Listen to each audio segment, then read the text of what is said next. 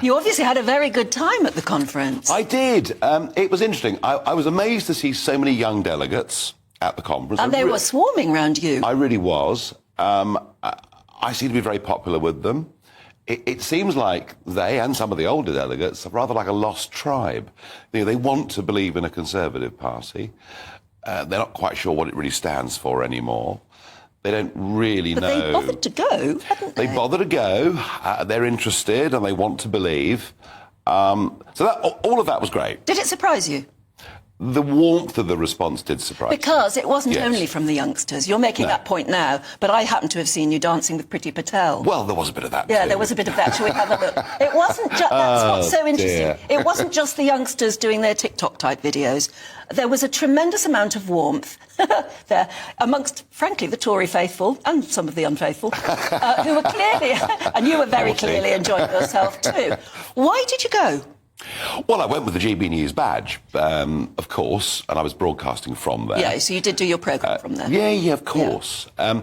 But also, and I hadn't been to a Tory Party conference for a very, very long time. Not since the 80s, Not since the 80s, yes. I was fascinated to go and meet the delegates. And what was interesting was the real energy was on the fringe.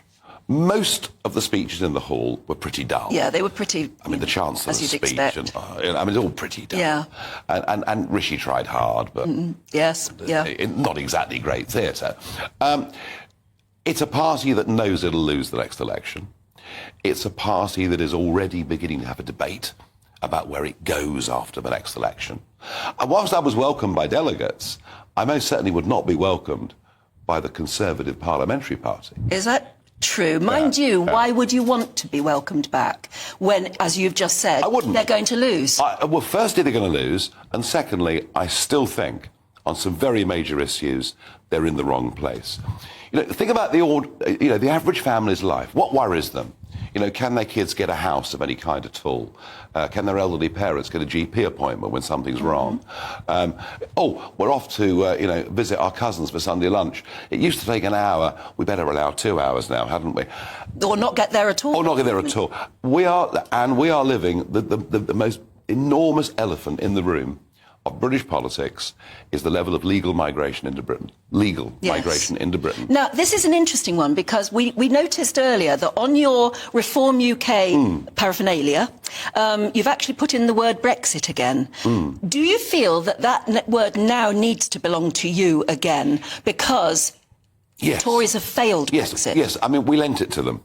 We lent it to them and maybe you gave it up too soon. Well, there was an election, and it was either Boris Johnson becoming Prime Minister or a Liberal Democrat, Jeremy Corbyn coalition, a second referendum, and goodness knows what else. So you gave Boris Johnson the Brexit ticket? Absolutely, and it was the right thing to do. It was the right thing to do at the time. Now you look back on it? No, because I think a lot of people... I mean, there's no question, on the world stage, with Brexit, we stand taller. Whether it's the AUKUS deal, whether it's leadership in Ukraine, but domestically there are millions of people who voted Brexit because they actually wanted numbers coming into Britain to go down. They've gone up, they feel betrayed. Many small business people feel very, very badly betrayed. So, yes, we are reclaiming the word Brexit. Yes, because you've said many times now they failed to deliver Brexit. I'm afraid so it's not the sort of Brexit you wanted, certainly. No, and it's not the sort of Brexit that over 17 million people voted for. So there is great disappointment. I mean, look, an 80-seat majority. Boris Johnson had the world at his feet. There was so much they could do, and yet it's been... frankly, just chaos. Now, Reform UK, with its conference today, isn't going to win the next election. No, it isn't going to win the next election. But you must obviously feel that the word Brexit now, hanging it back onto Reform UK, will improve your chances just by the recognition of the word. I'll tell you what's amazing, is that Reform UK does not have a very high recognition. You're right about that, and we understand that and recognise that. It's not a great name, is it? Well, everything needs reforming, from the electoral system to the House of Lords to the National Health Service. I mean, this is broken Britain. It is in need of great reform. But despite that, it's still running at 8% in the opinion polls, higher in some. I mean, it's on course to get millions of votes, and it is going to get millions of votes. And I think what I'm going to say to them today is the real opportunity is this whole legal net migration, plus the fact that no one's got the wit or the courage to deal with what's coming across the English Channel. What are you going to say to them then about dealing with the Channel problem and the migration? We'll never deal with it All the while we're part of the European Convention on Human Rights. And that wasn't even, ECR wasn't even mentioned by Sunak, or believe it or not, Suella Braverman didn't mention it.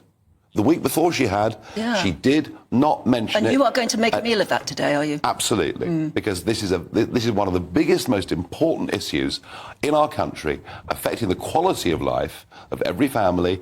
Nobody else wants to address Okay, so we pull out of the European Court of Human Rights. What do we then do with that independent power? What would you then do? What we've done, we've gone for endless, cheap labour coming into Britain, both unskilled and skilled. We've de-skilled our own young people, sending them off to university in their millions to get degrees that haven't particularly helped them. We have genuine skill shortages. We have shortages of nurses. We've got so much wrong over the course of the last few years. And I can't pretend this can be turned around in a couple of minutes. What I can tell you is this.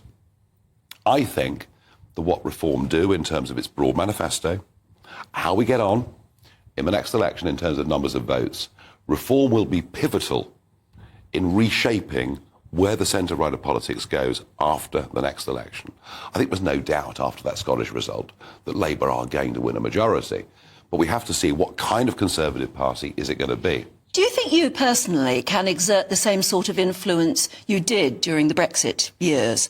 I mean, they say you are one of the most influential, if not the most influential person on British politics in the last 10, maybe 15, 20 years. Do you think you can, even if you're not with a party that's actually in power, can you exert that same sort of influence? Oh, yeah, absolutely. How? Look, just by being a thorn in everyone's side? Well, I'm good at that, obviously. But, I mean, you know, if you look at the 2015 UKIP manifesto, right, and I was condemned for what was in that manifesto. If you then take the 2019 manifesto that Boris Johnson won an 80-seat majority on, you find a lot of it is very, very similar. Yes. So a lot of the rhetoric that I pushed over the years has been copied by the Conservatives, but they haven't delivered on any of it. And you can read the Times or any of these metropolitan newspapers to your heart's content. You get outside the M25 and you actually find that out there in this country, people are very sceptical of paying the cost of net zero, very concerned about levels of net migration. These are all things that aren't even talked about in most news. But do you know what upsets me when you say Britain is broken? Yeah. I find that a very dismal outlook. And then I know that a lot of people would say, well, you're the reason Britain is broken. We should still be part of the EU. We would be much more successful with our friends around us. Well, have a look at the mess they're in. I mean, you know, despite our problems, our GDP figures since we left the European Union are higher than both France's, way higher, actually, than those of Germany. And you can see with this summit that's been going on in Spain, I mean, they're warring with each other within the European Union. Even the governor of the Bank of England, and I'm not a great fan of Andrew Bailey, said actually Brexit has made managing the city easier than it was as members of the Union. So this isn't about, you know, this isn't about that. Broken Britain is about our public services. Broken Britain is about the population crisis. We have a population crisis. We haven't got the schools, the hospitals, the houses, or the roads to deal with it. And this has not been discussed. It's not been debated by anybody, and we're going to make some noise about it. And you're going to make sure it's sort of the top of everybody's agenda, not just yours. That's the idea. Yeah. And I think, you know, I've got a track record of doing those things. You certainly have. My goodness. Natasha has asked, I'd like to ask if Nigel's a little suspicious of this sudden interest in him from the Conservative Party. They always want you then when they're in trouble. Of course. No, she's absolutely right. And you know, was it Michael Fabricant or one of the others say, oh, well, we should beg him to come back and please, Nigel, can you save the next election for us? Well, you know, I'll be honest with you. Not only will they lose the next election, they deserve to lose the next election. Okay. And I feel that very strongly. And Chris has asked, what does it really say about us as a country if we pull out of the European Court of Human Rights? I mean, it was set up in part by Winston Churchill and this country. Well, yes, I mean, you know, that's 70 years ago. It's more than 70 years ago. And it was set up to deal with the way in which Jews were being treated in the 30s in Germany. But human rights, human Austria. Basic rights, refugee rights, they're still the same, aren't they? No. Freedoms are far more important than state-given rights. I'm not a great believer in state-given human rights. I'm a great believer in liberty, great believer in freedom. The world's moved on in 70 years.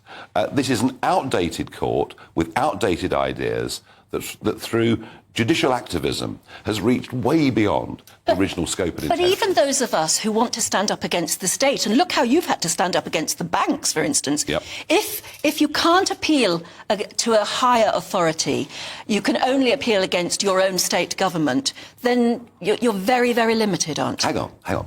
We are the country of Magna Carta. We are the country of liberty, of freedom. We have a judicial system which may not be perfect, but is a damn sight better than that exists in America or most of the rest of Europe. We don't need foreign judges interfering in our decisions about how we control our borders, whether we can get rid of terrorists like Abu Qatada. It took us 10 years Yes. to get rid of him because of the meddling of this court. If we left it, what does it say about us? Was the question. It says we are actually going into the 21st century and leaving the mid-20th century behind. Are you sure it doesn't make us a meaner, nastier nation? We are not a mean and nasty Well, I nation. don't believe we are. No, we're I not. worry about what would happen to us if we leave the European Court of Human Rights. What we need is more self-confidence, more belief that we're good enough to set our own laws, to run a good, free, fair country, without having to refer to some obscure group of people in Strasbourg, many of whom, by the way, are not even legally trained.